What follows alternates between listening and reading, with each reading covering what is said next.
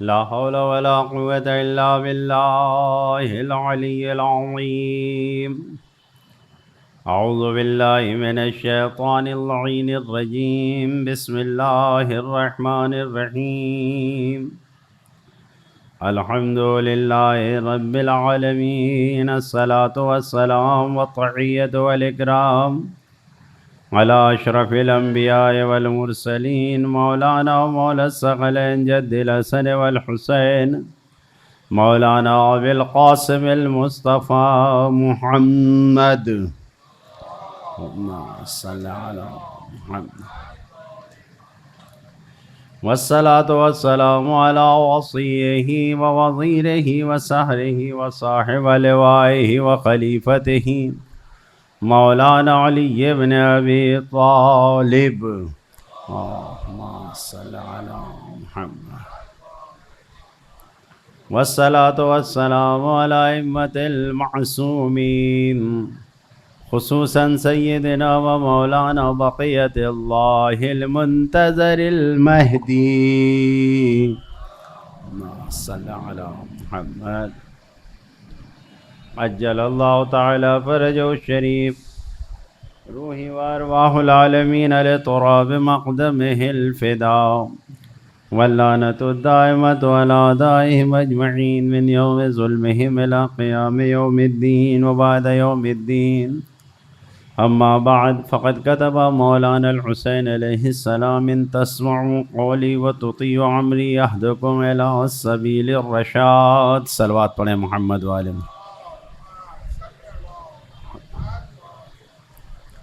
بزرگان محترم عزیزان گرامی، امام حسین علیہ السلام کے جو خطوط ہیں، جو خط انہوں نے لکھے ہیں، اس کے ذیل میں قرآنی اور اخلاقی اور حدیث اور روایت کی گفتگو، جو تعلیمات اہل بیت اور تعلیمات قرآن ہے، آپ کی خدمت میں پیش کر رہے ہیں. یقیناً یہ سوچ کے اور اس خیال سے نہ آئیے گا کہ میرے اندر کوئی تاثیر ہے اور میری زبان میں کوئی اثر ہے. اگر آپ کو کچھ فائدہ پہنچ رہا ہے تو یہ صرف اور صرف اللہ کے کلام اور معصومین کے کلام کی برکت ہے. جو تعلیم قرآن نے دیا ہے، جو تعلیم اہل بیت نے دیا ہے، اگر اس کو صحیح طریقے سے پہنچا دیا جائے تو یہ بہت بڑی خدمت ہے.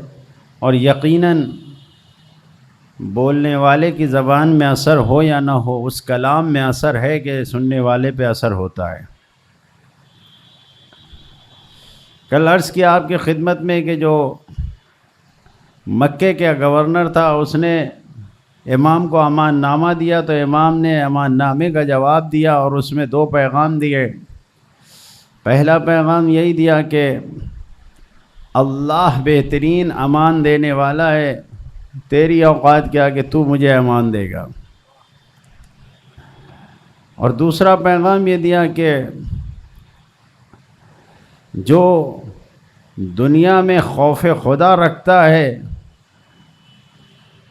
اس کو قیامت کا خوف نہیں ہوتا.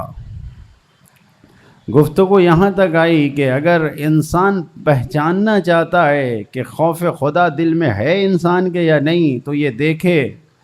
اس کی پہلی پہچان آپ کے سامنے عرض کیا کہ ہمارے امام نے فرمایا ہے کہ جس کی گفتگو، جس کا قول، جس کا کہنا اس کے عمل کے مطابق ہو، کہ جو کہہ رہا ہے وہی کر رہا ہے. یعنی کہنا اور کرنا جس کا دونوں ایک جیسا ہو، اس کے دل میں خدا کا خوف پایا جاتا ہے.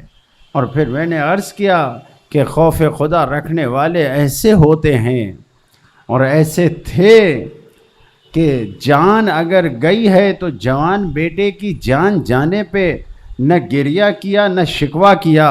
اگر کوئی سوال کیا اللہ کے رسول سے تو صرف اتنا پوچھا کہ میرا بیٹا جنت میں گیا یا نہیں گیا. اتنا سوال کیا. یقیناً خوف خدا جن کے دل میں ہے ان کی پہچان یہ ہے کہ وہ اللہ سے اپنے بہترین عمل کے باوجود بھی کچھ جو تمنا رکھتے ہیں، جو چاہتے ہیں، وہ یہی ہے کہ کامیاب ہو جائے. وہ یہی چاہتے ہیں کہ خدا کی مرضی حاصل ہو جائے. وہ یہ نہیں چاہتے کہ دنیا، یا آپ دیکھیں ایسے نمونے تاریخ میں موجود ہیں کہ جہاں پر یہ بات صاف صاف ظاہر ہوتی ہے. جنگ موتا کے اوپر جو جنگ موتا ہوئی ہے اس میں 3 اسلام کے بڑے کمانڈر شہید ہو گئے ہیں. جناب جعفر طیار اس میں شہید ہوئے ہیں، جناب زید ابن حارثہ اس میں شہید ہوئے ہیں، جناب عبداللہ رواحہ اس میں شہید ہوئے ہیں. تو یہ جو عبداللہ رواحہ یہ شہید ہوئے ہیں، یہ 3 کمانڈر اس میں شہید ہوئے ہیں. جناب عبداللہ رواحہ جس وقت زخمی ہو کے گرے ہیں اور جان نکلنے والی ہے، تو ایک راوی یہ کہتا ہے کہ جس نے روایت کو نقل کیا ہے کہ میں ان کے پاس گیا اور میں نے دیکھا کہ آنکھوں سے آنسو جاری ہیں، رو رہے ہیں. ہم نے ان سے پوچھا کہ کیا بات ہے، آپ شجاع بہادر موت سے ڈر گئے؟ کہ نہیں، خیال نہ کرو مجھے موت سے ڈر لگ رہا ہے، یہ مت سوچو کہ میں موت سے ڈر رہا ہوں.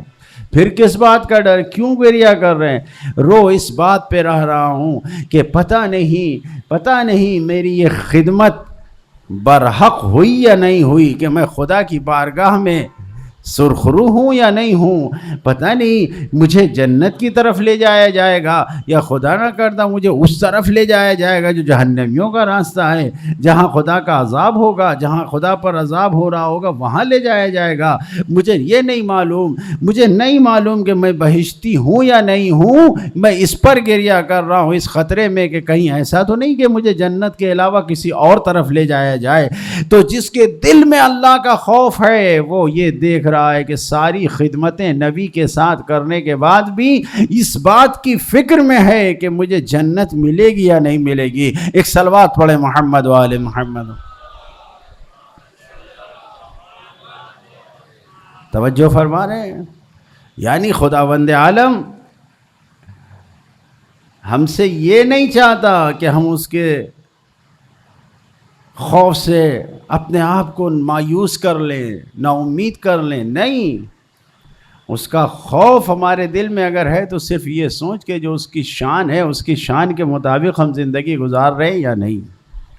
ہمیں صرف یہ سوچنا چاہیے کہ جب ہم اس کے احکام کے مطابق زندگی گزار رہے ہیں تو ہماری آخرت، ہماری عاقبت بخیر ہو رہی ہے یا نہیں، ہمیں اس کی فکر ہونی چاہیے.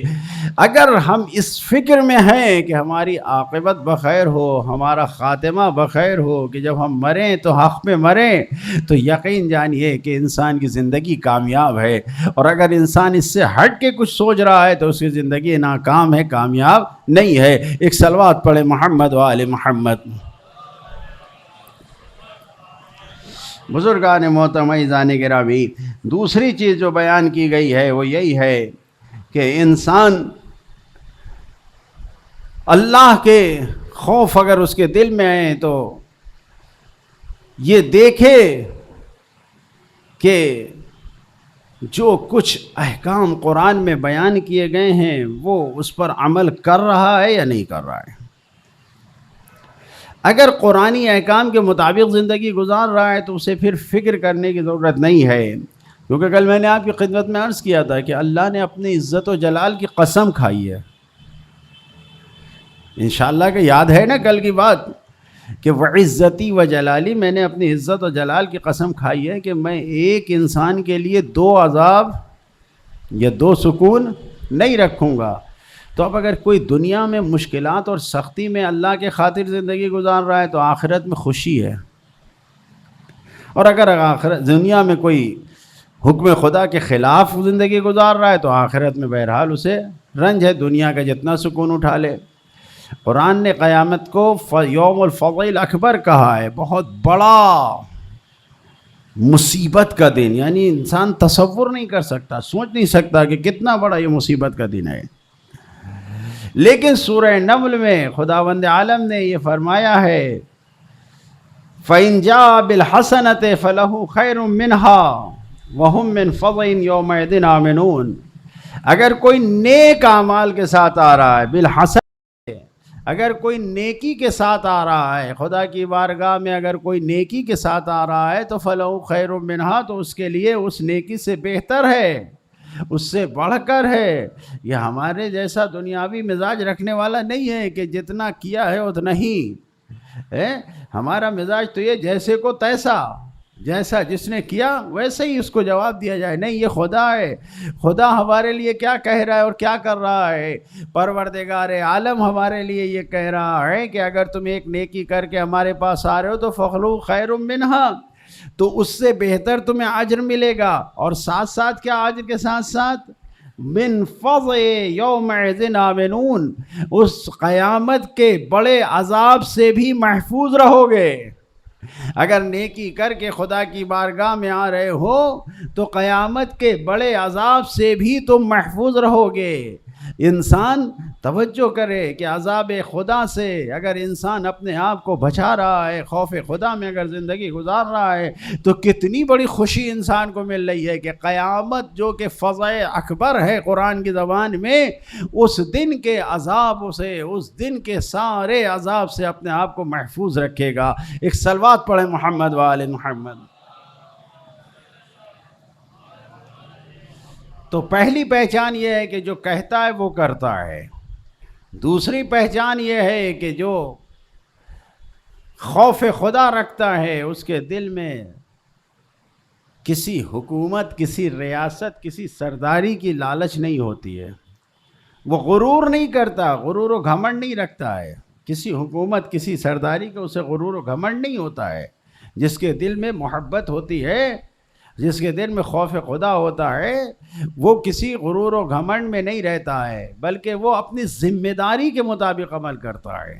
اس کو یہ تمنا نہیں ہوتی ہے کہ مجھے عہدہ مل جائے، مجھے اپنے بیانات سے لوگوں میں اختلاف نہیں ڈالتا ہے، وہ ایسی گفتگو نہیں کرتا ہے کہ اخباروں میں اس کی باتیں چھپیں اور پھر اختلاف پیدا ہو جائے، میڈیا پہ اس کی باتیں آئیں اور لوگوں میں لڑائیاں ہو جائیں۔ نہیں، وہ اگر کسی ذمہ داری کو انجام دینا چاہتا ہے تو بس اس لیے انجام دینا چاہتا ہے کہ اس کی ذمہ داری کو اس کا وہ حقدار ہے، خدا نے اس کے حوالے کیا ہے۔ وہ یہ نہیں چاہتا کہ لوگ اسے ووٹ دے کر، انتخاب کر کے چن کر لے آئیں تاکہ وہ اپنے لیے کچھ کر سکے، نہیں، بلکہ جو اس کے دل میں خوف خدا ہوتا ہے، اگر وہ اس منزل پر آ بھی جاتا ہے تو وہ صرف خدا کے لیے کام کرتا ہے، وہ کسی اور کے لیے کام نہیں کرتا ہے۔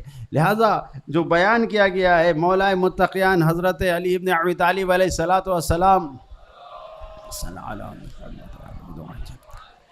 ارشاد فرماتے ہیں اپنے ایک گورنر سے کہ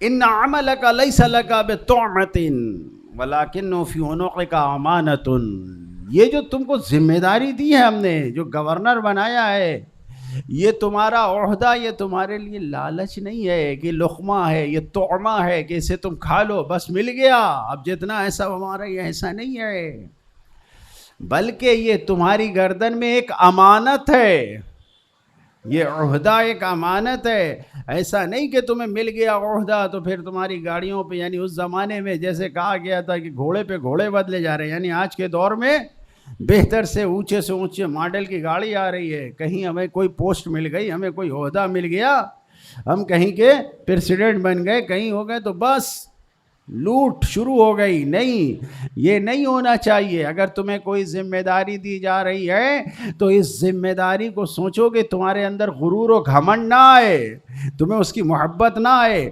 مولا فرما رہے ہیں کہ تمہاری گردن میں یہ امانت ہے، اور امانت میں انسان کو خود خرچ کرنے کا حق نہیں ہوتا ہے۔ جب امانت کوئی رکھواتا ہے، اگر آپ ہمارے پاس کوئی امانت رکھ دے، مثلا یہ 1000 روپے امانت ہے، اس کو رکھیے، تو یہ امانت کا مطلب یہ ہے کہ جو نوٹ ہم کو دی گئی ہے وہی نوٹ ویسے ہی ہم محفوظ رکھے، اجازت نہیں ہے ہمیں کہ ہم اس کو خرچ کر سکیں، یہاں تک کہ اس کو بدلنے کی بھی اجازت نہیں کہ چینج کر لیں۔ ہاں، مگر یہ کہ کوئی چیز امانت کے طور پہ نہیں بلکہ رکھا جا رہا ہے کہ یہ آپ کے پاس محفوظ رہے، اور یہ بھی اجازت دے دیا کہ اگر آپ کو استعمال کرنا ہے، مثال کے طور پر گھر پہ کوئی جا رہا ہے سفر پہ، اپنی کار لا کے کھڑی کر دیا اور اس نے کہا کہ بھئی یہ کار آپ کے یہاں کھڑی ہے، اور یہ اجازت دے دیا کہ مثلا جب اگر ضرورت پڑے تو استعمال بھی کر لیے نکال لیے، تو اس میں کوئی حرج نہیں ہے۔ لیکن اگر کسی نے کہا یہ امانت ہے اس کو رکھیے، تو پھر امانت میں بغیر اس کی اجازت کے اس کو ذرہ برابر چینج نہیں کر سکتے۔ توجہ فرما رہے ہیں؟ مولا فرما رہے ہیں کہ اگر تمہیں کوئی ذمہ داری دی جا رہی ہے، اگر تمہیں کوئی عہدہ دیا جا رہا ہے، جیسا کہ مولا نے گورنر بنا کے بھیجا ہے، تو یہ تمہاری گردن میں امانت ہے، یہ اس میں خیانت نہیں کر سکتے تم۔ یہ نہ سوچو کہ اب مل گیا تو خوب جیسے چاہے اس کو ہم استعمال کریں، ایسا نہیں ہے۔ تو جس کے دل میں خوف خدا ہوتا ہے اس کے دل میں محبت کس چیز کی؟ دنیا کی نہیں ہوتی، دولت کی نہیں ہوتی، اقتدار کی، حکومت کی محبت نہیں ہوتی ہے، غرور و گھمنڈ میں وہ نہیں رہتا ہے، بلکہ خدا کے لیے سب کچھ کرتا ہے، جو کچھ بھی کرتا ہے وہ اللہ کے لیے انجام دیتا ہے۔ ایک صلوات پڑھیں محمد و آل محمد۔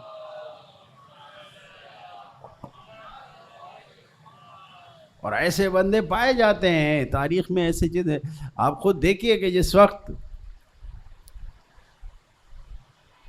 امام خمینی کو جو ایران سے نکالا گیا ہے، وہ 15 سال کے بعد، تقریباً 14 سال کے بعد ایران واپس آئے، جلا وطنی کے بعد 1979 میں۔ تو اب جب 15 سال کے بعد آئے تو ایئرپورٹ پر، پیرس کے ایئرپورٹ پر بہت سے رپورٹرز ان کو گھیرے ہوئے تھے۔ اس میں ایک رپورٹر نے ان سے پوچھا کہ آپ کو کیسا لگ رہا ہے، آپ 15 سال کے بعد جا رہے ہیں وہاں پر، اور جب آپ وہاں سے چلے تھے، یعنی آپ کو نکالا گیا تھا، آپ کو ایران سے جلا وطن کر دیا گیا تھا، نکال باہر کر دیا گیا تھا اس وقت، آج آپ جا رہے ہیں تو ہر جگہ آپ کا نام لیا جا رہا ہے۔ تو انہوں نے کیا جواب دیا؟ یہ جواب کوئی اور نہیں دے سکتا، یہ وہی دے سکتا ہے جس کے دل میں اللہ کا خوف ہے۔ کا کوئی فرق نہیں ہے 15 سال پہلے جیسے جب مجھے یہاں سے نکالا گیا تھا اس وقت میں اور آج کے وقت میں، کہ آج پورا ایران میرا نام لے رہا ہے، لیکن مجھے کوئی فخر نہیں پڑتا، کوئی فخر نہیں ہے، میں کچھ نہیں۔ کیوں؟ اس لیے کہ میں نے اپنے لیے کچھ نہیں کیا ہے، میں نے خدا کے لیے سب کچھ کیا ہے۔ جو مجھے دینا خدا دے گا، یہ عوام نہیں دے گی کہ میں خوش ہو جاؤں کہ اتنی پبلک جو آ گئی ہے یہ سب میرا نام لے رہی ہے تو میں بہت بڑا ہو گیا۔ یعنی ذرہ برابر بھی غرور و گھمنڈ نہیں ہے۔ ایک صلوات پڑھے محمد و آل محمد۔ یہ اور کوئی نہیں دے سکتا، یہ در اہل بیت پہ جو ہے وہی دے سکتا ہے، یہ پیغام وہی دے سکتا ہے کہ مجھے خوف نہیں ہے، کم نہیں ہے۔ میں نے لفظوں میں بیان کر دیا، اگر آپ اس کو سوچیں اور غور کریں تب سمجھیں گے کہ کتنی بڑی بات ہے، کتنی بڑی بات ہے۔ ایران میں چیف جسٹس تھے آیت اللہ ڈاکٹر شہید بہشتی، کہ جنہوں نے جرمن یونیورسٹی میں، ہمبرگ یونیورسٹی سے فلسفی میں ڈاکٹریٹ کیا تھا، پی ایچ ڈی تھی، اور اس کے بعد وہ قم میں حوزہ علم قم سے بھی انہوں نے اجتہاد کیا تھا، آیت اللہ تھے، سب کچھ تھے، جن کو شہادت کا درجہ ملا، دشمنوں نے شہید کیا۔ ان سے جب پوچھا گیا کہ آپ چیف جسٹس بن گئے، کیا نظر ہے آپ کی؟ تو کہا کہ کوئی نظر نہیں ہے، کچھ بھی نہیں ہے، میں کسی حکومت یا کسی عہدے کا دیوانہ نہیں ہوں، میں خدمت کرنے کے لیے دیوانہ ہوں، میں تو صرف خدمت کرنا چاہتا ہوں۔ مجھ سے جہاں پر میری ذمہ داری دے کے خدمت لی جائے گی میں وہاں خدمت کروں گا، مجھے کوئی فرق نہیں پڑتا کہ میں کس طریقے سے زندگی گزاروں۔ یہ کوئی اور نہیں کہہ سکتا، یہ وہی کہہ سکتا ہے کہ جو در اہل بیت پہ آئے، جس کے دل میں خوف خدا ہو۔ ایک صلوات پڑھے محمد و آل محمد۔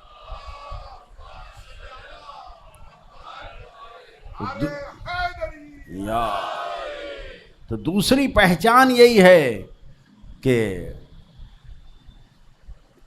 حب یعنی محبت نہیں ہے ریاست کی، کوئی شہرت کی کوئی محبت نہیں ہے، نام کی، دولت مل جائے، اقتدار مل جائے، کچھ بھی نہیں ہے۔ جس کے دل میں خوف خدا ہوتا ہے وہ ان چیزوں سے اپنے آپ کو دور رکھتا ہے، اگر ذمہ داری ملتی بھی ہے تو خدا کے لیے انجام دیتا ہے۔ تیسری صفت جو بیان کی گئی ہے وہ یہ ہے کہ جس کے دل میں خوف خدا ہوتا ہے اس سے کسی کو کوئی ضرر اور نقصان اور تکلیف نہیں پہنچتی ہے۔ اللہ کا خوف جس کے دل میں ہوتا ہے، امام نے اس سے یہی کہا تھا، وہ اپنے اعتاب سے وہ مکے کا جو حاکم و گورنر تھا وہ یہ سوچ رہا تھا کہ ڈر گئے ہیں حسین کے پناہ مانگ رہے ہیں، کہ نہیں، اللہ کا خوف جس کے پاس ہے وہ کسی سے نہیں ڈرتا، خوف خدا جس کے پاس ہے وہ کسی سے نہیں ڈرتا ہے۔ تو جس خوف خدا کی گفتگو ہو رہی ہے تو پہلی چیز یہ ہے کہ گفتگو اور عمل دونوں برابر ہے، دوسری بات یہ کہ اس کو کوئی لالچ نہیں رہتی دنیا کے کسی عہدے ریاست کی، اور تیسری چیز یہ کہ اس سے اس کی ذات سے کسی کو کوئی تکلیف نہیں پہنچتی ہے۔ جس کے دل میں خوف خدا ہوتا ہے وہ کسی کو کوئی تکلیف نہیں پہنچاتا ہے، اور یہی وجہ ہے کہ مولائے متقیان حضرت علی ابن ابی طالب علیہ السلام ارشاد فرماتے ہیں، من کثرت مخافتہ قلت آفتہ، جو خوف خدا میں جتنا زیادہ ڈوبتا جاتا ہے اس کے ضرر نقصان، اس کی آفتیں کم ہو جاتی ہیں۔ یعنی جس کے دل میں خوف خدا آ جاتا ہے وہ کسی کو نقصان نہیں پہنچاتا ہے۔ یہ میری گفتگو نہیں ہے، مجھے خطابت نہیں آتی ہے کہ میں خطابت اور الفاظ آپ کو بیان کروں۔ ممکن ہے کہ بعض حضرات کو اس کا بھی لطف نہ مل رہا ہو کہ جو خطابت کے لیے اور لفاظی سن رہے ہوں کہ نہیں مجھے نہیں آتا۔ ہم سیدھے سیدھے آپ کی خدمت میں حدیث اور روایت کو اور آیت کو بیان کرتے ہیں، اس کا ترجمہ کر کے اپنی زبان میں نکل جاتے ہیں۔ ہمیں وہ خطابت نہیں آتی ہے، کیونکہ اتنے لوگ یہاں بیٹھے ہیں، جتنی دیر میں آپ سے گفتگو کروں گا ان سب کا مجھے حساب دینا ہے اللہ کو۔ اگر میں 1 گھنٹہ یہاں پہ گفتگو کر رہا ہوں تو مجھ سے 1 گھنٹے کا حساب نہیں لیا جائے گا، اندر باہر ملا کہ اگر 700 لوگ بیٹھے ہیں تو 700 گھنٹوں کا حساب مجھے 1 گھنٹے میں دینا ہوگا۔ تو اگر میں آپ کو گھماتا رہوں، ٹہلاتا رہوں، الفاظ میں اڑاتا رہوں، جنتیں دکھلاتا رہوں، باتیں بانٹتا رہوں، خوب بانٹتا رہوں، تو پھر مجھے کل وہیں پکڑا جائے گا، قریبان پکڑ کے سر سے بال نوچ کے کہا جائے گا کہ کیا کیا، اتنا بڑا وجمہ تمہارے سامنے آیا تھا، تم نے کیا کیا، کہاں لے گئے؟ نہیں، میں تو صرف یہاں پر آپ کی خدمت میں اگر خدا نے توفیق دیا تو صرف تعلیمات اہل بیت اور قرآن کو پیش کرنا چاہتا ہوں۔ اسی لیے میں نے ان خطوط کو اختیار کیا ہے جو اساتید نے بیان کیا ہے، جو تاریخ میں موجود ہے، کہ امام نے کیا پیغام دینا چاہا ہے۔ تو تم مکہ کے حکمران ہو، تم ہم کو امان دو گے، تم یہ جان لو کہ ہمارے اندر خوف خدا پایا جاتا ہے، تم ہمیں امان کیا دو گے؟ ہم کسی کو نقصان نہیں پہنچا سکتے، اور ہم ہی نہیں، جس کے دل میں بھی خوف خدا آ جاتا ہے وہ کسی دوسرے انسان کو نقصان ضرر نہیں پہنچاتا ہے۔ ایک صلوات پڑھے محمد وعلم۔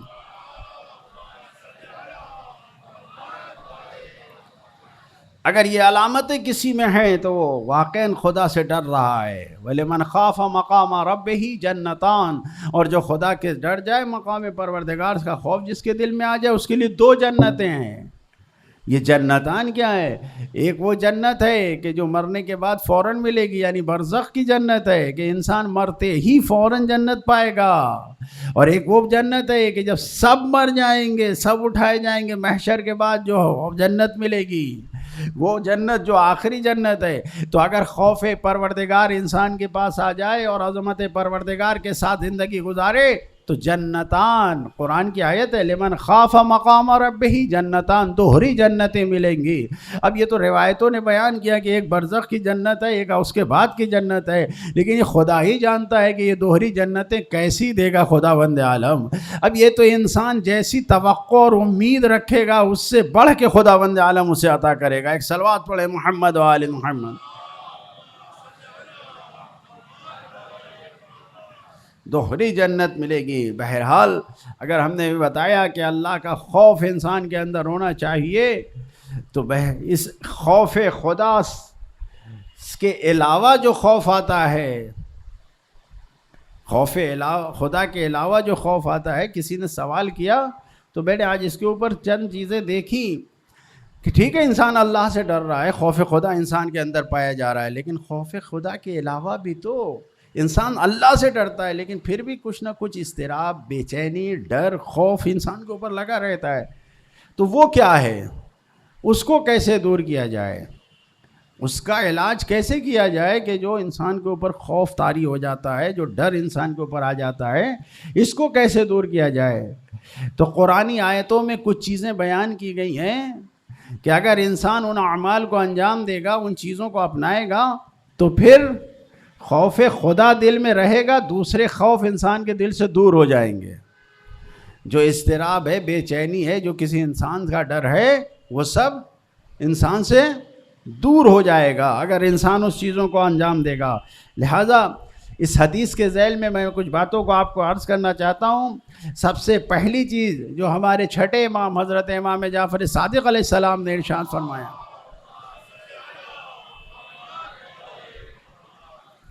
من عرف اللہ خافہ، جو اللہ کو پہچان لے گا، جس نے اللہ کی معرفت حاصل کر لیا، خافہ تو وہ اللہ سے ڈرے گا.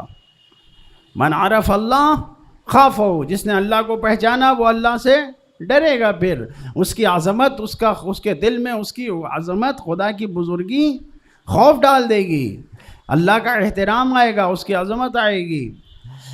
ومن خاف اللہ حسہ الخوف من اللہ علی العمل بطاعتہ، امام فرما رہے ہیں جو اللہ کا خوف دل میں رکھے گا، وہی خوف خدا جو دل میں خوف آیا ہے، اللہ کا وہ خوف اس کو ابھارے گا، اس کو لے جائے گا، آگے بڑھائے گا. کس چیز پہ؟ العمل بطاعت اللہ، اللہ کی اطاعت پہ عمل کرنے کی طرف لے جائے گا. جو خوف خدا انسان کے دل میں ہے وہ انسان کو نیک عمل کی طرف لے جائے گا، کہ وہ اللہ کی اطاعت کی طرف لے جائے گا. اور پھر فرماتے ہیں امام والاخذ بتعذیبہ، اور جب انسان اللہ کی اطاعت کی طرف بڑھے گا تو خود انسان کو یہ توجہ ہوگی، خود یہ فکر ہوگی اللہ کی تعذیب کی. پھر وہ مخالفت نہیں کرے گا، وہ گناہوں کی طرف نہیں جائے گا، غلط راستے پہ نہیں جائے گا، کیونکہ اسے معلوم ہے کہ میرا پروردگار مجھ سے کیا چاہتا ہے، کہ اگر ذرا سا بھی قدم بھٹکا تو اس کی طرف سے کوئی نہ کوئی ادب آ جائے گا اور مجھے سزا مل جائے گی. تو اگر انسان اللہ کو پہچان لیتا ہے تو پھر اس کے اندر یہ کمانڈ حاصل ہو جاتا ہے کہ وہ کس راستے پہ چلے. تو اب اگر اس راستے پہ چلنے کے بعد بھی انسان کو اضطراب ہو رہا ہے، بے چینی ہو رہی ہے، ڈر محسوس ہو رہا ہے، خوف محسوس ہو رہا ہے، تو اس کو کیسے دور کیا جائے؟ اس میں سب سے پہلی چیز جو بتائی گئی ہے وہ انسان کا اللہ کے مقابلے میں تسلیم ہونا ہے، اللہ کے سامنے اپنے آپ کو حوالے کر دینا ہے کہ جو کام کرنا ہے اللہ کے لیے کرنا ہے. وَالتَّسْلِيمُ لِأَمْرِ اللَّهِ، تمام امور میں خدا کے سامنے تسلیم ہونا ہے. جتنے بھی ڈر ہیں نا یہ سب انسان کے چھن جائیں گے. بھائی اگر انسان کو خوف اور ڈر آتا ہے کس وجہ سے؟ یا تو انسان سے کوئی چیز چھین جائے تو ڈرتا ہے، جب انسان سے کوئی چیز چھین لی جائے تو وہ ڈرتا ہے، پھر وہ اس کے بے چینی ہوتی ہے کہ کیا ہوا، کیوں چھن گئی. یا یہ کہ نہیں کوئی خطرہ آنے والا ہوتا ہے، کوئی ڈر آنے والا ہوتا ہے، تو اس کی وجہ سے کہ یہ مصیبت آ جائے گی، یہ آفت آ جائے گی، تو انسان ڈرتا ہے. یہ دو وجہ ہے. لیکن اگر انسان اپنے آپ کو خدا کے حوالے کر دے، اللہ کے سامنے اپنے آپ کو سپرد کر دے، توکل کرے خدا پر، تو یہ دونوں خطرے انسان سے ٹل جاتے ہیں. یہ دونوں چیزیں انسان کے پاس نہیں آتی ہیں. پھر جب ہم نے اپنے آپ کو خدا کے حوالے کر دیا تو جو کچھ ہے سب خدا کا ہے. اب چھینے یا رہے، چھن جائے یا رہے، یہ بہت اونچے بڑی یعنی منزل ہے کہ جہاں پر انسان جا کے یہ سوچتا ہے کہ امانت ہے تو سب خدا کی ہے، امانت ہے تو سب خدا کی ہے. توجہ فرما رہے ہیں؟ اس منزل پہ جا کے انسان اہل بیت کے سامنے، خدا کے سامنے اپنے آپ کو اتنا نچھاور کر دیتا ہے، اتنا گرا دیتا ہے کہ جو کچھ ہے، کہ اگر بیٹا مر بھی جائے تو بھی انسان خدا کے سامنے کچھ کہتا نہیں ہے. آیت اللہ مرزا جواد ملکی تبریزی غالباً ان کا واقعہ ہے کہ ان کے گھر پہ غدیر کی محفل ہو رہی تھی، جشن غدیر ہو رہا تھا، اور اسی درمیان جب جشن ہونے والا تھا تو ان کو آ کے بتایا گیا کہ آپ کے بیٹے کا انتقال ہو گیا ہے. جشن غدیر، انہوں نے کہا کہ گھر پہ سب مہمان ہیں بیٹھے ہوئے، کسی کو خبر نہ ہونے پائے، اور جشن ہو رہا ہے.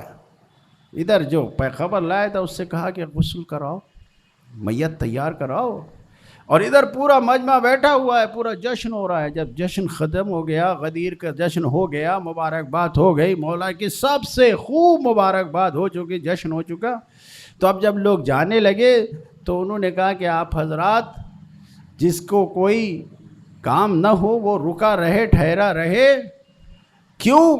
اس لیے کہ میرے بیٹے کا انتقال ہو گیا تھا اور اب جنازہ تیار ہے، آپ حضرات جنازے میں شرکت کریں، تشیع جنازہ، نماز جنازہ دفن۔ یہ کہاں سے مل رہا ہے؟ یہ اس منزل پر ہے کہ اپنا سب کچھ خدا کے حوالے کر دیا ہے، تو جو مل رہا ہے اس پر شکر، جو نہیں مل رہا ہے اس پر بھی شکر۔ اگر نعمت چھن جائے، یعنی اولاد جیسی نعمت چلی گئی، لیکن مولا کے جشن میں، مولا کی اطاعت میں، پروردگار کی مرضی کے مطابق جو قدم بڑھا چکے اس سے پیچھے نہیں ہٹے۔ توجہ فرما رہے ہیں؟ یہ منزل کہاں سے مل رہی ہے؟ یہ جب انسان نے اپنے آپ کو خدا کے حوالے کر دیا ہے، وَتَسْلِيمُ لِأَمْرِ اللَّهِ، کہ اللہ کے حوالے کر دیا ہے۔ لہذا انسان کو قرآن مجید کی اس آیت کے مطابق بلا من اسلم وجهه للہ وهو محسن فله اجر عند ربه ولا خوف علیہم ولا یحزنون، جو تسلیم پروردگار ہو جائے، جو اللہ کے سامنے اپنے آپ کو تسلیم کر دے، تو اس کے لیے اجر و ثواب تو ہے ہی، اس کے علاوہ لا خوف علیہم، پھر اس اوپر کوئی خوف نہیں طاری ہوگا، ڈرے گا نہیں۔ وہ جو اضطراب، بے چینی، ڈر آ جاتا ہے نا، وہ نہیں آئے گا۔ کیوں؟ اس لیے کہ اللہ کے حوالے کر دیا ہے۔ تو جو اللہ کا ڈر بھی ہوگا وہ بڑا شیرین ڈر ہوگا، بڑا میٹھا ڈر ہوگا، اس میں کوئی خوف نہیں ہوگا۔ ایک صلوات پڑھیں محمد و آل محمد۔ تو نہ ان کو خوف ہے نہ حزن ہے۔ دوسری چیز شیطان سے دوری ہے، کہ انسان شیطان سے دور رہے۔ کیوں؟ اس لیے کہ جب انسان شیطان سے قریب رہتا ہے تو شیطان اس کو ورغلاتا ہے، وسوسہ کرتا ہے۔ یوسوس فی صدور الناس، لوگوں کے دلوں میں وسوسہ ڈالتا ہے شیطان۔ کیا وسوسہ کرتا ہے؟ کیا ورغلاتا ہے؟ کس چیز کی طرف؟ یہ وسوسہ کرنا، ورغلانا سب سے بڑا شیطان، آپ جانتے ہیں شیطان جو وسوسہ کرتا ہے انسانوں کو کیا ہے؟ فقیر۔ ہر انسان کے دل میں یہ خوف ڈالتا ہے کہ کہیں یہ دولت چلی نہ جائے، کہیں یہ نعمت چھن نہ جائے، یہ جو پیسہ ہے، یہ پونجی ہے، یہ چھن نہ جائے، فقیر نہ ہو جائیں ہم۔ انسان کو فقیری کی طرف ہوشیار رہو، فقیر ہو جاؤ گے، مال چھن جائے گا، دولت چلی جائے گی۔ قرآن مجید نے کہا ہے کہ شیطان تمہیں فقیری کا وعدہ دیتا ہے، اگر شیطان سے قریب رہو گے تو شیطان تمہیں فقیر بنا دے گا۔ اور جب فقیری کا ڈر، تو جب انسان کے دل میں مال چھننے کا ڈر ہو جائے، محنت کر کے کمایا ہے اور چھننے کا ڈر ہو جائے، تو پھر کیا ہوتا ہے؟ ہمیشہ ڈرا رہتا ہے، سہما رہتا ہے، پھر اس کو نیند نہیں آتی، قرار نہیں آتی، پھر نہ جانے کتنی گولیاں اور ٹیبلٹ کھانی پڑتی، پھر بھی سکون نہیں ملتا ہے۔ کیوں؟ اس لیے کہ شیطان سے دور نہیں ہے۔ لہٰذا کہا گیا ہے کہ شیطان سے دور، شیطان ہمیشہ رنجیدہ رکھتا ہے، شیطان ہمیشہ تکلیف میں۔ کبھی بھی انسان، خود قرآن مجید کی یہ آیت ہے کہ جس سے مطلب آپ کی خدمت میں عرض کیا، انما ذالکم الشیطان یخوف اولیاءہ لا فلا تخافوہم۔ یہ شیطان ہے، یہ شیطان ہے کہ یہ جو اس کے ساتھ رہتے ہیں، جو اس کے قریب ہوتے ہیں، یعنی جو اس کے دوست بن جاتے ہیں، انہیں ڈراتا ہے ہمیشہ۔ دوسری آیت میں شیطان یعدکم الفقر، شیطان تمہیں فقیری کا وعدہ دیتا ہے۔ یعنی وعدہ کیا مطلب؟ یعنی ذہنوں میں یہ بات بار بار ڈالتا ہے کہ فقیر ہو جاؤ گے، فقیر ہو جاؤ گے، فقیر ہو جاؤ گے۔ نتیجے میں انسان بے قرار رہتا ہے، مضطرب اور بے چین رہتا ہے۔ تو اب غور کرے، امام علیہ السلام نے اگر خوف خدا کہا ہے تو خوف خدا ہی رہے، دوسرا کوئی خوف نہ آنے پائے۔ اس خوف کو دور کرنا ہے تو شیطان سے دوری اختیار کریں۔ فلا تخافوہم، شیطان ڈرائے گا، شیطان خوف ڈلائے گا، شیطان فقیری کا ڈر ڈالے گا دل میں، تو ڈر سے ڈرو نہیں، وخافونی، مجھ سے ڈرو، ان کنتم مومنین، اگر تم صاحبان ایمان ہو۔ تو یقیناً آپ صاحبان ایمان ہیں، تو شیطان سے ڈرنے کی ضرورت نہیں ہے، بلکہ خدا سے ڈریں کہ خدا آپ کو محفوظ بھی رکھے گا، اور وہ ڈر جو شیطان ڈال رہا ہے اس سے دور بھی رکھے گا۔ ایک صلوات پڑھیں محمد و آل محمد۔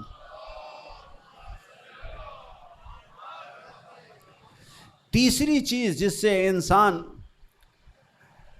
دوسرے تمام خوف سے دور رہتا ہے وہ ذکر خدا ہے، یاد خدا ہے۔ اگر انسان خدا کو یاد کرتا ہے تو پھر ان تمام رنج و غم سے دور رہتا ہے۔ قرآن مجید کی آیت ہے وَاذْكُرْ رَبَّكَ فِي نَفْسِكَ تَضَرُّعًا وَخِيفَةً دُونَ الْجَهْرِ مِنَ الْقَوْلِ بِالْغُدُوِّ وَالْآصَالِ وَلَا تَكُن مِنَ الْغَافِلِينَ۔ غفلت میں نہ رہو۔ خداوند عالم کہہ رہا ہے کہ وَاذْكُرْ، اپنے پروردگار کو یاد کرو، اپنے دل میں یاد کرو، تضرع کے ساتھ، ڈر کے، خوف کے ساتھ، یعنی صرف خدا سے ڈرو، اس کو یاد کرو، خاموشی کے ساتھ، بغیر خاموشی کے، بلند نہیں کرو، صبح شام ہر وقت یاد کرو۔ وَلَا تَكُن مِّنَ الْغَافِلِينَ، غافلین میں سے نہ ہو جانا۔ انسان کو خداوند عالم یہ کہہ رہا ہے یاد کرو۔ انسان، قرآن مجید کی آیت ہے کہ الا بذکر اللہ تطمئن القلوب، کیوں تم پریشان ہو، بے قرار ہو، بے چین ہو؟ یہ جان لو کہ یاد خدا سے تمہارا دل مطمئن ہوتا ہے۔ اگر یاد خدا تمہارے اندر ہے تو پھر تمہیں پریشان ہونے کی ضرورت نہیں ہے، دوسرے سارے رنج و غم خود بخود دور ہو جائیں گے اگر یاد خدا تمہارے دل میں ہے۔ لہٰذا اگر انسان یہ چاہتا ہے، اگر یہ انسان چاہتا ہے کہ دنیا کے رنج و غم سے اپنے آپ کو بچائے تو خدا کو یاد کرے، خدا کو، وَاذْكُرْ رَبَّكَ، اپنے پروردگار کو یاد کرو۔ خدا کی یاد، نماز اقم الصلاۃ لذکری، میرے لیے، میری یاد کے لیے نماز قائم کرو، خدا کو یاد کرنے کے لیے۔ یہ تو خدا کا لطف و احسان ہے کہ اس نے کہا ہے کہ اگر بغیر دعا کے تم نمازوں کو پورا کرتے ہو تو یہ بالکل ایسے ہی ہے جیسے ایک بلڈنگ بنا دی گئی ہو اور اس کے اوپر ڈینٹنگ پینٹنگ نہ کی گئی ہو، اس کو مکمل نہ کیا گیا ہو۔ یہ بالکل ویسے ہی نماز ہے کہ جیسے اجڑی ہوئی بلڈنگ میں تمہیں رہنے کو کہہ دیا جائے۔ تو پہلے خداوند عالم کہتا ہے اس کو سنوارو، سجاؤ۔ روایت میں بیان کیا گیا ہے کہ نماز کو سنوارنے اور سجانے کا طریقہ یہ ہے کہ انسان دعائیں کرے، جو تعقیبات ہے اسے پڑھے۔ ایسا نہ ہو کہ ادھر کہا السلام علیکم ورحمۃ اللہ وبرکاتہ، اللہ اکبر اللہ اکبر اللہ اکبر، اٹھے اور چل دیے۔ نہیں، کچھ دعا کرو، کچھ خدا کی بارگاہ میں خدا کو یاد کرو۔ نماز تو واجبی چیز ہے۔ تو ذکر خدا، یاد خدا ایسی چیز ہے کہ جس سے انسان کا خوف دور ہوتا ہے، انسان کے دل سے ڈر دور ہوتا ہے۔ پھر یاد خدا اور خوف خدا ہی رہتا ہے، پھر کسی بندے سے نہیں ڈرتا، کسی چیز سے نہیں ڈرتا ہے، کسی شے سے نہیں ڈرتا ہے۔ ایک صلوات پڑھے محمد و آل محمد۔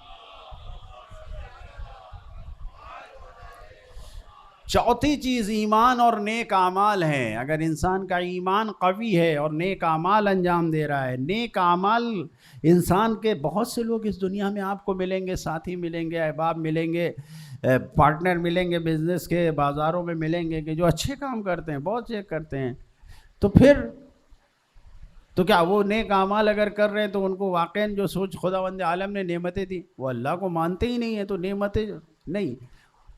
نیک اعمال ایمان کے ساتھ ہو، ایمان بھی ہو اور ایمان کے ساتھ نیک عمل ہو۔ تو اب اگر ایمان اور عمل صالح دونوں ساتھ ساتھ ہیں تو پھر کوئی خوف نہیں ہے، کوئی ڈر نہیں ہے۔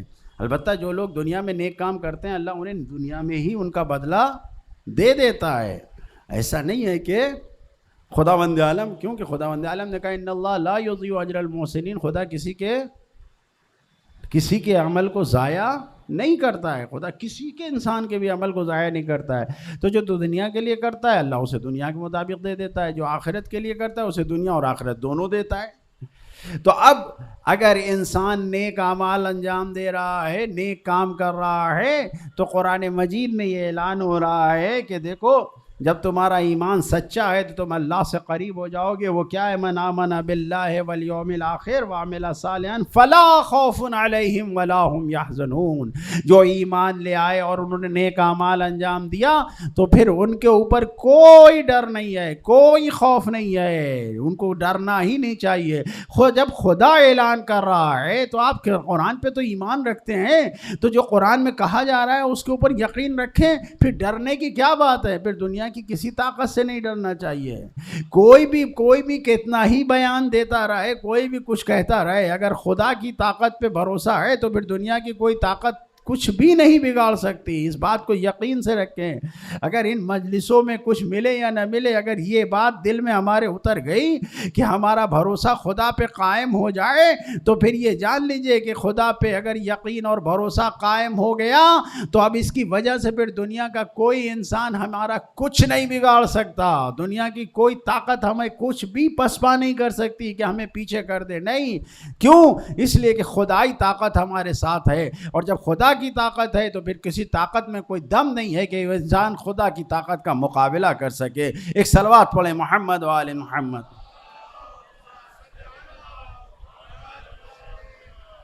لہذا انسان دیکھے اسی طریقے سے جو انسان ہدایت پا جاتا ہے اور ہدایت کرنے کے بعد تاریکی اور گمراہی سے خود کو بچاتا ہے، وہ نور کے سرچشمے سے جڑ جاتا ہے.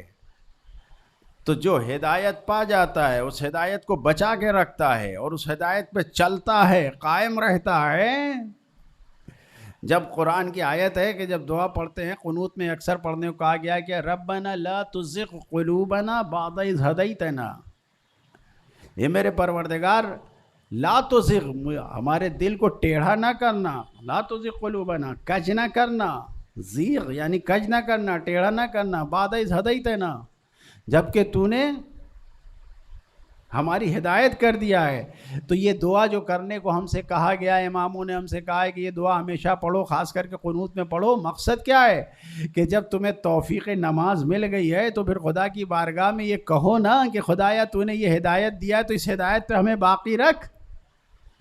دعا تو کرو خدا کی بارگاہ میں روز، کہو تو کہ یہ جو ہدایت دی ہے اس سے ہمیں دور نہ کرنا، ہمیں غافل نہ کرنا. تو یہاں پر بھی قرآن مجید میں کہا ہے کہ جو انسان ہدایت پانے کے بعد ہدایت کے راستے پہ گامزن رہے اور ہدایت کے راستے پہ چلتا رہے تو خداوند عالم اس کے دل سے خوف اور ڈر کو دور کر دیتا ہے. قرآن مجید کی آیت ہے فَإِمَّا يَأْتِيَنَّكُم مِّنِّي هُدًى، جب میری طرف سے یعنی تم تک آئے گی، یَأْتِيَنَّكُم مِّنِّي هُدًى، ہماری طرف سے ہدایت آئے گی، فَمَن تَبِعَ هُدَايَا، جس نے میری ہدایت کی پیروی کیا، فَلَا خَوْفٌ عَلَيْهِمْ وَلَا هُمْ يَحْزَنُونَ، ان کے اوپر نہ کوئی خوف ہوگا نہ کوئی ڈر ہوگا. ایک صلوات پڑھے محمد و آل محمد.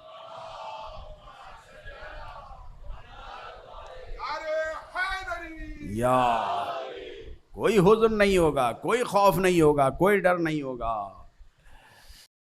آخری چیز کہ جو انسان کے ڈر کو انسان سے دور کرتا ہے وہ انفاق کرنا ہے. جو اللہ نے نعمتیں دی ہیں، مومن کی پہچان یہی ہے کہ مما رزقناہم ینفقون، جو ہم نے رزق دیا اس میں سے انفاق کرتا ہے، راہ خدا میں خرچ کرتا ہے.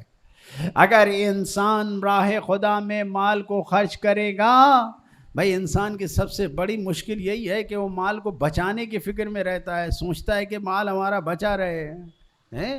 اور آج کے دور میں جیسے گورنمنٹ کے طرح طرح کے ٹیکس اور قانون آ گئے ہیں اور طرح طرح سے نہیں معلوم کون کون سے جی ایس ٹی اور ٹی ایس ٹی اور کیا کیا لگا کہ آپ کا مال آپ سے چھینا جا رہا ہے، آپ کچھ کر ہی نہیں پا رہے ہیں. ایسی صورت میں کہ جب انسان اپنے مال کو چھنتا ہوا دیکھتا ہے تو بڑا درد ہوتا ہے، بڑا دل میں درد ہوتا ہے، بڑی تکلیف ہوتی ہے. اس سے کیسے بچا جائے؟ تو قرآن مجید یہ کہہ رہا ہے کہ اگر تم مال کو راہ خدا میں خرچ کرو گے تو پھر درد نہیں ہوگا. یہ مال جو جا رہا ہے یہ تو محفوظ ہوگا خدا کی بارگاہ میں، یہ ڈیبٹ ہو جائے گا، کریڈٹ ہو جائے گا خدا کی بارگاہ میں، سب وہاں چلا جائے گا. لیکن تمہیں کوئی تکلیف نہیں ہوگی، تم دنیا میں سکون سے رہو گے اگر تم نے راہ خدا میں انفاق کیا. قرآن مجید میں یعنی ظاہر ہے کہ اللہ کی رحمتیں آ جاتی ہیں. الذین ینفقون فی سبیل اللہ، جو لوگ اللہ کی راہ میں خرچ کرتے ہیں، ثم لا یتبعون ما انفقوا منا ولا اذى، اور پھر خرچ کرنے کے بعد مال دے دیتے ہیں، خرچ کر دیتے ہیں، پھر اس کے بعد نہ کوئی منت رکھتے ہیں، نہ اس کے بعد کوئی اذیت و تکلیف دیتے ہیں، جملے بازی نہیں کرتے ہیں، احسان نہیں جتاتے ہیں، کہنے کے بعد دے دیا ختم ہو گئی بات، اس کو باطل نہیں کرتے ہیں. لہٰذا یہیں سے یہ فرق جان لیجئے کہ اگر کسی نے اللہ کی راہ میں خرچ بھی کیا اور اس کے بعد جملے بول رہا ہے، احسان جتا رہا ہے، بار بار کہہ رہا ہے کہ ہم نے کیا، ہم نے دیا، یہ ہم نے بنوایا، بار بار یہ جو کہا میں نے کیا، میں نے بنوایا، تو اس کا مطلب یہ کہ اللہ کی راہ میں خرچ نہیں کیا. خداوند عالم کہہ رہا ہے لا یتبعون ما انفقوا، جو چیز تنہوں نے خرچ کیا ہے اس کے بعد وہ منن ولا اذن، نہ وہ کوئی منت کوئی احسان جتاتے ہیں، نہ اذیت و تکلیف فرماتے ہیں. تو کیا ہوتا ہے؟ لہم اجرہم عند ربہم، تو ان کے اجر پروردگار کے نزدیک ہے، خوب اجر ہے، خوب ہے پروردگار کے نزدیک. اور پھر کیا ہے؟ ولا خوف علیہم ولا هم یحزنون، ان کو نہ کوئی ڈر ہے نہ کوئی حزن ہے. میں نے یہ ساری آیتیں جو آپ کی خدمت میں پیش کی، یہ 6 مورد جو آپ کی خدمت میں پیش کیے، کہ اگر انسان یاد خدا میں رہتا ہے، اگر انسان ہدایت پہ قائم رہتا ہے، اگر انسان انفاق کرتا ہے، تو یہ سب چیزیں وہ ہیں کہ جو انسان کے دل سے حزن کو دور کر دیتی ہے، خوف کو دور کر دیتی ہے. وہ جو خط میں لکھا تھا، اس نے لکھا تھا یہی تو تھا کہ ہم آپ کو جان کی امان دے رہے ہیں. یعنی وہ یہ باور کرانا چاہ رہا تھا امام کو، یہ یقین دلانا چاہ رہا تھا کہ آپ ڈریے نہیں، ہم آپ کو پناہ دے رہے ہیں. امام نے کہا ہے تو کیا مجھے پناہ دے گا، تیری پناہ سے بہتر خدا کی پناہ ہے. اور خوف صرف خوف خدا کا ہے. اور یہ جان لے کہ جو اس دنیا میں اللہ کے خوف کے ساتھ زندگی گزارے گا، وہ قیامت میں خدا کے خوف سے بچا رہے گا، خوشحال زندگی گزارے گا. ایک صلوات پڑھیں محمد و آل محمد. توجہ فرما رہے ہیں؟ یقیناً انسان کو یہ سوچنا چاہیے کہ ہمیں خوف خدا رہے اور اس کے علاوہ کوئی خوف نہ رہے. ہمارے دل میں اتنی جگہ نہیں ہے کہ دوسری باتیں، دوسری محبتیں، فضولیات آئیں. یہ دل تو اللہ کا گھر ہے، مومن کا دل خدا کا گھر ہے. فلا تسکن ہو، روایت کے الفاظ ہیں اللہ کا گھر ہے یہ، تو اللہ کے گھر میں کسی غیر کو سکونت نہ دو، کوئی اور نہ ٹھہرے اس گھر میں. یہ گھر خدا کا گھر ہے. اس گھر میں خدا کو جب آباد کر لیا تو دوسرے کو آباد نہ کرو. پھر خدا کے لیے سب کام کرنا ہے. شب جمعہ بھی ہے اور ایام عزا بھی ہے. یقیناً شب جمعہ جو بھی مولا کی زیارت کرتا ہے، خود شہزادی اس کو اپنا ہدیہ دیتی ہیں، عطا کرتی ہیں. آج مصائب پڑھے گئے ہیں، آپ نے بھی سنا ہوگا. ثانیہ زہرا کے 2 بچوں کے. کون بچے؟ کہ جب ثانیہ زہرا نے عبداللہ سے اجازت مانگی بھائی کے ساتھ جانے کے لیے، تو جناب عبداللہ نے بلایا، اجازت دینے کے بعد بلایا. شہزادی نے پوچھا عبداللہ خیر تو ہے، روکو گے تو نہیں؟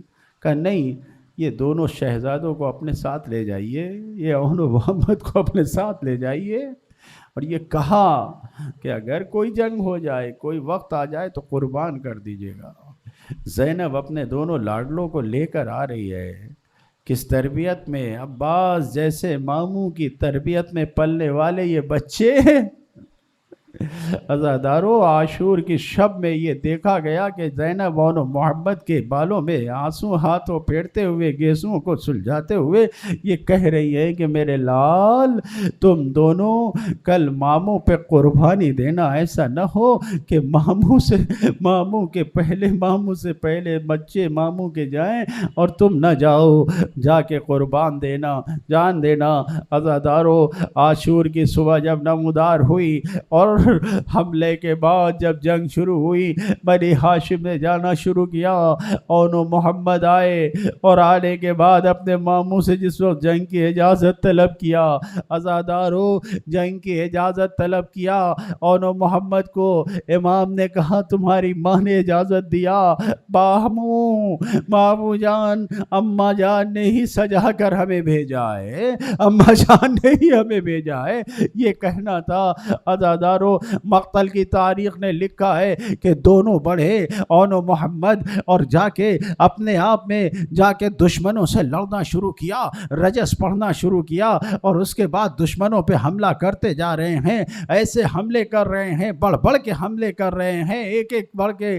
اس طریقے سے خوب لڑے. کیوں نہ ہو، ارے جعفر طیار کے پوتے ہیں، حیدر کرار کے نواسے ہیں، عباس عباس علمبردار کے شاگرد ہیں، حسین کے سپاہی ہیں، لڑ رہے ہیں، لڑتے لڑتے یہاں تک کہ ایک وہ وقت بھی آیا کہ جب دونوں شہزادے نرغہ احدہ میں گھرے، دونوں کے اوپر جب مل کے حملہ کیا گیا.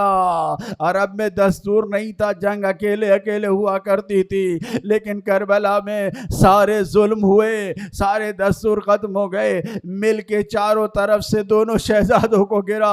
اور جب دونوں شہزادے زمین پہ تشریف لائے، ماموں کو آخری سلام کیا، حسین مقتل میں پہنچے. عزادارو، اب تک حسین جو بھی لاش خیمے کی طرف لائے، منظر یہ تھا کہ زینب سب سے پہلے حاضر تھی، لیکن یہاں تاریخ نے لکھا ہے کہ حسین جس وقت انہوں محمد کو لے کر خیمے میں آئے، لا کے دونوں کو جنازہ رکھ دیا، بیویوں نے دیکھا زینب نہیں ہے. کسی نے جا کے آواز دیا، اے بی بی چلیے، انہوں محمد آ گئے. سجدے میں سر رکھا ہوا تھا، ہلا کے جب کہا تو کہا، کیا کہا؟ انہوں محمد آ گئے، واپس آ گئے. یہ کہنا تھا کہ ایک تیور آیا. ماں نے یہ کہا، اچھا تو یہ بچے واپس آ گئے، میں انہیں بخشوں گی نہیں. کہا نہیں بی بی چل کے دیکھیے، آئے نہیں ہیں، حسین لے کر آئے ہیں. عزادارو، ارے یہ وقت آیا، زینب آئی، دونوں لاڈلوں کی داشوں کے درمیان سر سجدہ خالق میں رکھ کے شکر خدا ادا کیا، آنسو نہ بہایا زینب نے. اے عزادارو، اونو محمد کا لاشا دیکھا، آنسو نہ بہایا. چل رہے ہیں. اب جب یہ قافلہ چلنے لگا تو بار بار جب بھی زینب نے دیکھا تو کبھی بھیا کے سر کو دیکھا، کبھی عباس کے سر کو دیکھا، لیکن عین محمد کے سر کی طرف نہ دیکھا. اپنے آنسوؤں کو قبضے میں رکھا. ارے جندال شام سے رہائی کے بعد جب زینب کے لاڈلوں کے سر آئے تو وہاں پر شام کی عورتوں نے کہا، کیا ان سروں کی ماں نہیں ہے؟